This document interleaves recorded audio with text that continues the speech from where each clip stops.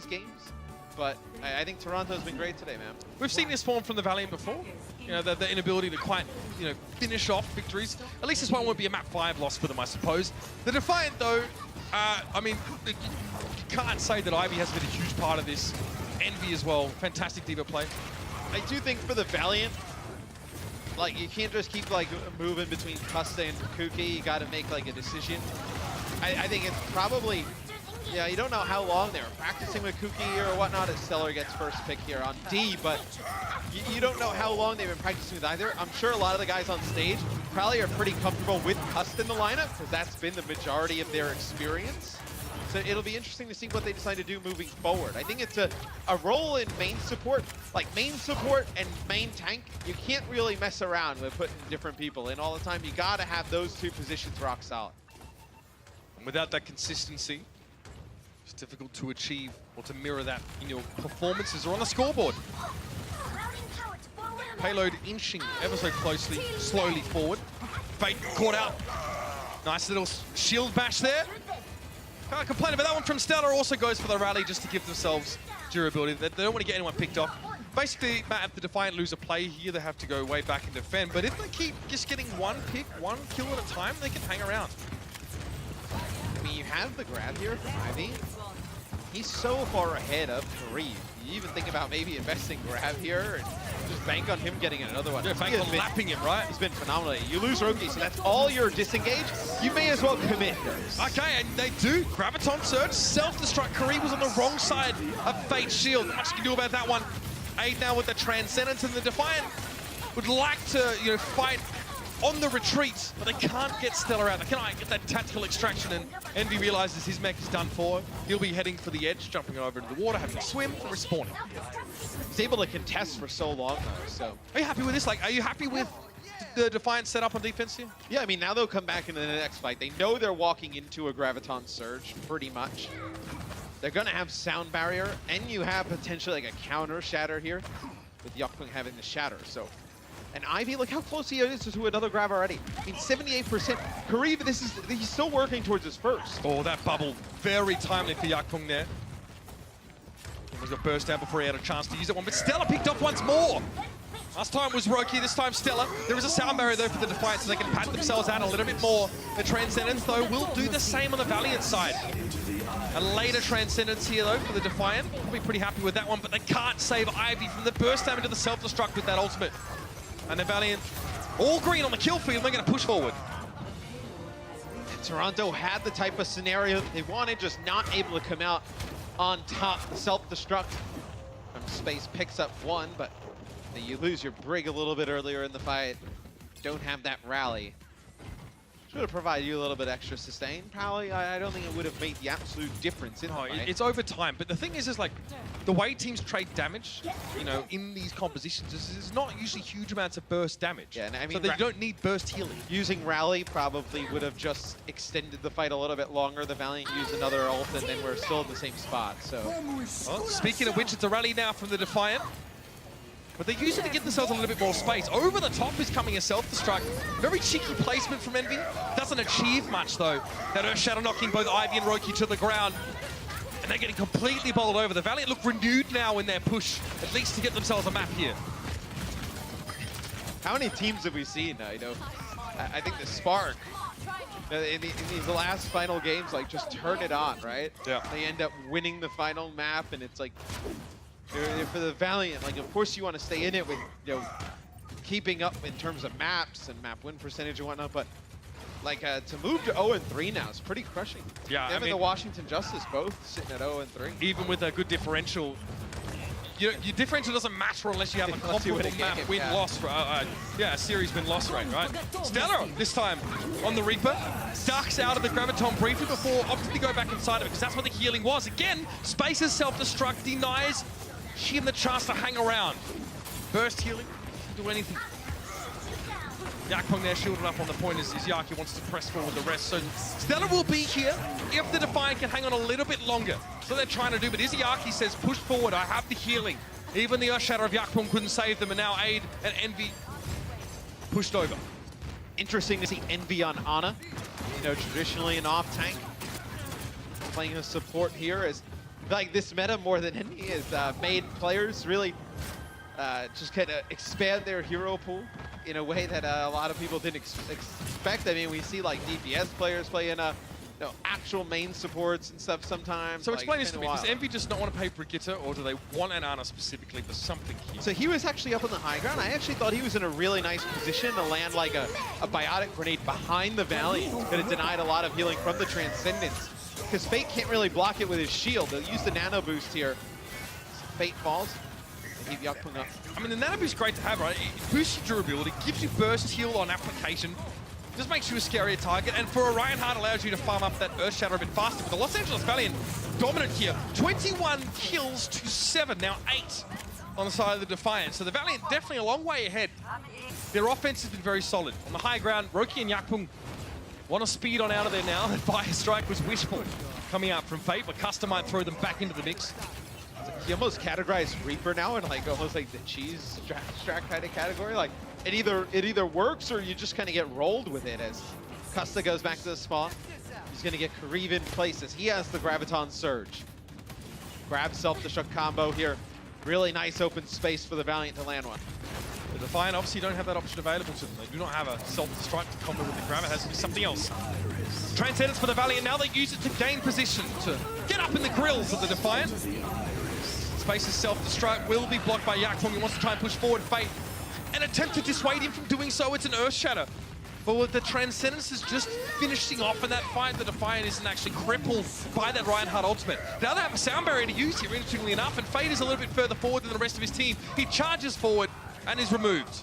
Yeah, and Stellar did use Death Blossom during the fight, but was broken up almost instantly. So it's another reason why you don't see Reaper get a ton of play. The ultimate, it does do a ton of damage in an AoE circle, but really easy to interrupt. Yeah, and you can, especially with speed boost now, you can just get away from it. You can, outrange yourself from it. Nano boost on Reaper could be pretty nasty here, though. Most likely, you'll probably see it on the Reinhardt to add some durability. Again, and get Yakpung closer to his next Earth Shadow. The last one, not super successful for him. There it is, yeah. So Yakpung's going to get it. Pushing on now, and the Valiant have to take a step back. Custer quickly speeding them out of range. They disengage. They could have done that to a Death Blossom as well. Here's the Transcendence. But Custer and Fate both get hit with Biotic Grenades. So keep an eye on those health bars at the top. Fate manages to survive that. Pushes Yakpung over. 22 seconds left in the round. The Valiant, good progress on this attack, but here's the responding Transcendence. This lets the Defiant push right out into what would otherwise be a very dangerous situation. Look where Aid is standing behind the payload. Again, it's very desperate, very aggressive play to try and secure a kill. Stella tries to phase out of this one, but he will get caught. Bubble, nice quick bubble. He goes for the Death Blossom. Bubble on Kariv as well, but Kariv has to back away. Stella gets to hang around. Inside the grab, he finds the kill on Kariv, but Custer finishes him off, and the Valiant get there. You're not able to make the Reaper work on defense there for Toronto. The Valiant do complete the map, Mitch. Still no chance to win this series. See if they can win the map after the break.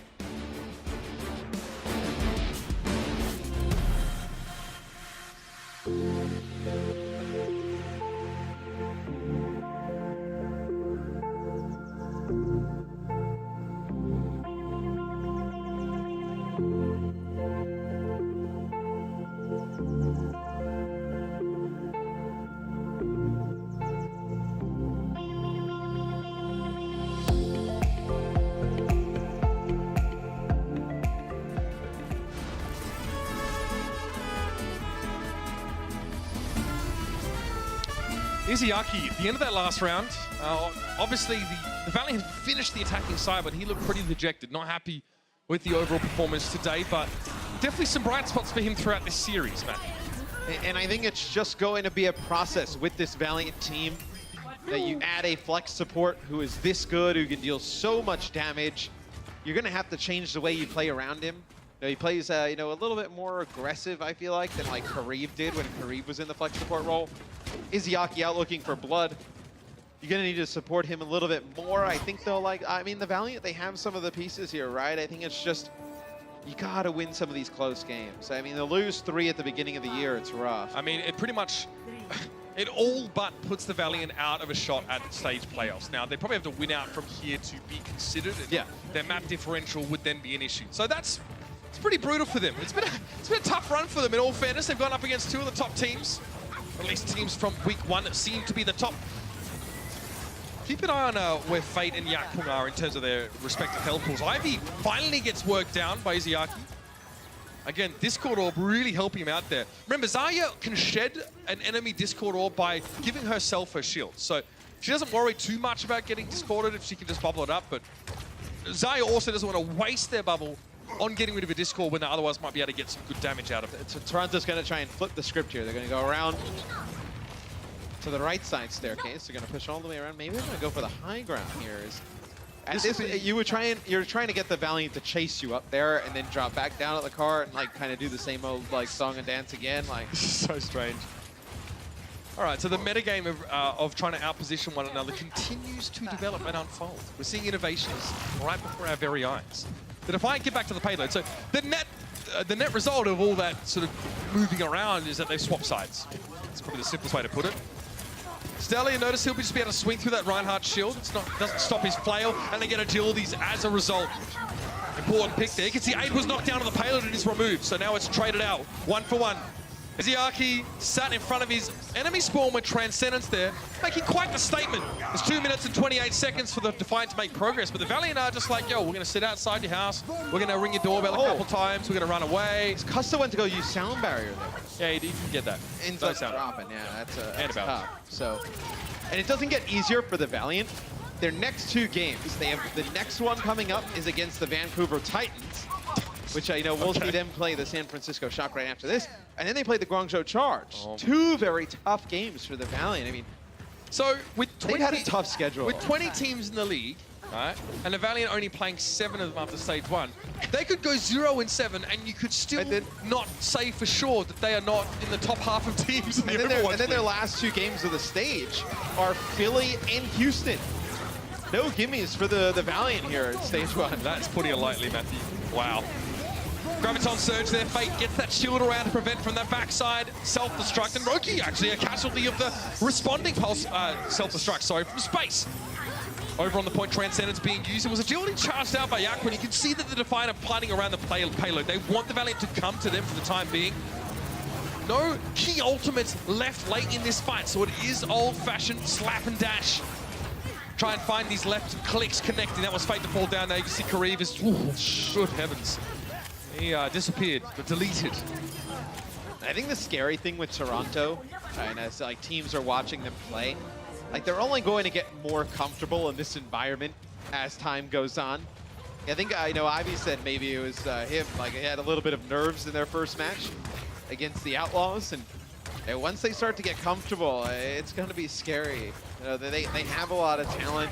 It's almost like a little bit of like the Boston Uprising from last year, right? Where we got here and everyone said, oh man, they've been really strong. Like, nobody believed it, but then we saw them come out and do it. They were really good. Matt, that was really subtle. But Roki just booped the Valiant off the high ground and forced them down maybe before they would have liked. Things like that can really turn the game in your favor if executed properly, and it's sort of caused a team fight that's given a 1-for-1 trade so far. You can see the Defiant actually kind of got split themselves. The Valiant's aggression, it was tough for the Defiant to keep up with half their team going this way, the head going the other way. So look how patient the Defiant are. They don't end up trying to get caught up in winning that fight once they're even on players and investing some ultimates, because they know that's exactly what the Valiant wanted them to do. Okay, so if you're the Chondu Hunters right there, oh, they go all in. They go in. They go all in.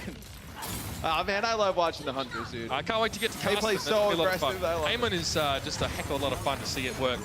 But right now, Izayaki, a little bit of a mastermind himself. Transcendence, quick response. It's going to be the shield from Fate that needs to be there, but he's charged out of the way, taken down. But both main takes a trade. Space doing very good to at least secure 1-for-1s in these self-destruct transactions. It's interesting, he's done that a few times, where they'll get grabbed and he'll use the self-destruct in their own grab, because then, you know, if the Reinhardt charges Fate, it's like, okay, you're going to try and go get some kills, your Reinhardt's going to end up dropping as well. Well, your Reinhardt is trying to charge our Reinhardt out of the way, so there's no shield, but you don't have a shield either, by the way, so it's clever. Just running into your own death. And the Valiant don't have to use a Graviton to actually get a potential kill off the self-destruct. So in that sense, it's actually kind of more efficient. All right, well, the Lumerico power plant looms, and the Defiant would very much like to be inside. And now they need to knock on the door. What's the password? It's unlikely the Valiant, we're going to let them through without one. Graviton to the payload. Yakman tries to go for a, no shadow there, but got knocked out towards the right-hand side. Space trying to dive through, desuited, self-destructed. We'd like to have his mech back, but he's caught up in the grab here. He's motored down as Ivy just bears down on him in a rate of knots. With 1 minute left, the Defiant are going to be pretty comfortable, and they're going to have some time in the bank, Matt. And I love how aggressive Ivy plays. You see the grab come down, he lays it, and then the self-destruct comes out from space, and No Fear just pops his own bubble, still pumping the damage in, right?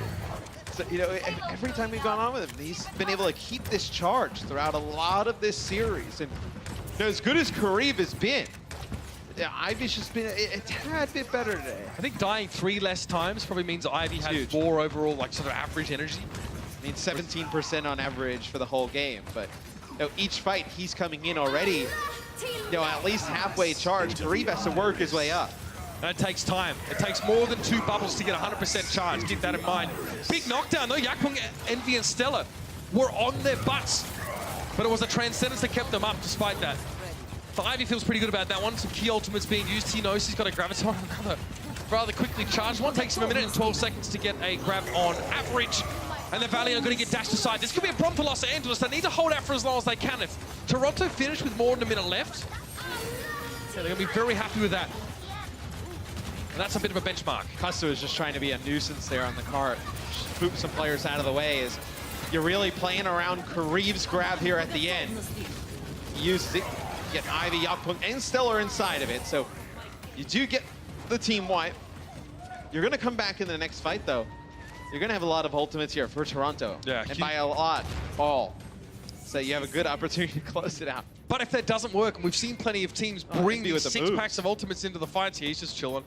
I mean, again, the pressure he doesn't really want to go back to spawn. If he gets caught here, that would be really bad for him. Yeah. The Valiant have no idea that he was so sort of deep in their territory. He can come from behind. Oh, he's back out. He's back out. Custer realizes that. He's trying to get there in time. Envy sends a self-destruct over. Now he's forced to go 2. Oh, he gets the abilities anyway. Come on! That's not allowed. He's not even playing the same game as everyone else here. Guess like that 10D underwater Mahjong maybe? Custer now trying to back they had up. used the grab to try and prevent the Valiant from getting I was down. peeking out for a moment there. That was a bit too much. Ivy up on the payload now. Space's self-destruct. Doesn't do a whole lot. He can't get back in the mech. Agilities and Kareev working together to try and deal with Roki, but they're a bigger fish to fry. The problem is that 8 is going to make it very hard to find kills for the Valiant now. Toronto trying to sail across the line, but they might have to do it in overtime at this rate. Fate returns to the fray. Ivy is there, charged up, and needs to be careful. They're going to push him down. He put his barrier up, but he's taken away from the pitcher. Roki booped, and the Defiant don't get there. The Los Angeles Valiant, in a very wacky last minute of play, managed to hold on and get themselves a map win on Dorado. It will not, however, be enough to give them the W in this series. Just fall a little short yet again. Now, a lot of their series have gone the distance. This one ends in a 2-1. Now, we look back at the end of the year at some of these games that happen early, and you're like, oh, I know the team has time to get into shape. There's not that much time in the overall landscape of this season to put together a good string of wins. It's going to make their lives much tougher towards the end, but Toronto, that they move to 2-1, you're looking at them to be a force here in stage 1. Speaking of Defiant, the looks on the Valiant fans' faces say it all.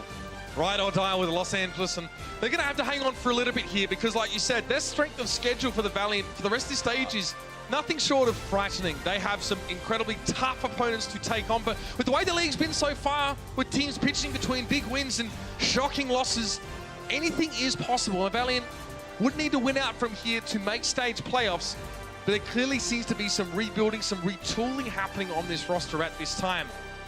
And it's going to take a little bit longer to figure it out.